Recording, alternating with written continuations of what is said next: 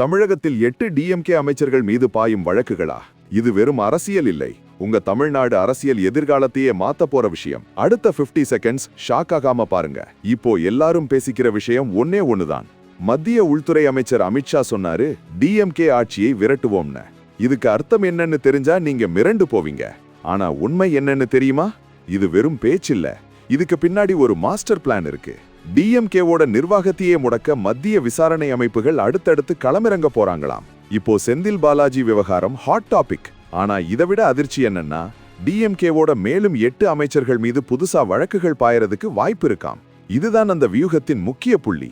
இந்த வழக்குகள் எல்லா அமைச்சர்களோட கவனத்தையும் கோர்ட் கேஸ்ன்னு திசை திருப்பிடும். அப்போ தேர்தல் வேலை பார்க்க யாருக்கு நேரம் இருக்கும்? நம்ம சென்னையில் இருந்து மதுரை வரைக்கும் தேர்தல் பணி அப்படியே ஸ்டாப் ஆகும்னு அரசியல் விமர்சகர்கள் சொல்றாங்க. இந்த ஆட்டம் எப்போ ஆரம்பிக்குது? ஜனவரி மாசம் முதல் அமித்ஷாவோட திட்டம் முழு வேகத்தில் அமலுக்கு வரும்னு சொல்றாங்க. பொங்கல் பண்டிகையையொட்டி அவர் தமிழ்நாட்டுக்கு வரும்போது இந்த விசாரணைகள் அதிகாரப்பூர்வ அழுத்தம் பெறும்னு எதிர்பார்க்கப்படுது. அமலாக்கத்துறை, சிபிஐன்னு பெரிய அமைப்புகள் அடுத்தடுத்து களமிறங்கி ஊழல் குற்றச்சாட்டுகளை வெளியே கொண்டு வந்து டிஎம்கே அரசு மீது மக்கள் மத்தியில் எதிர்மறை பிம்பத்தை உருவாக்க போறாங்களாம். ஆனா ஒரு ட்விஸ்ட், இந்திரா காந்தியோட எமர்ஜென்சியையே பார்த்த கட்சி டிஎம்கே இந்த பூச்சாண்டிக்கெல்லாம் பயப்படுமா? தங்கள் வழக்கமான வேலையை பார்த்து மத்திய அரசுக்கே சவால் விடுவாங்கன்னு ஒரு பேச்சு இருக்கு.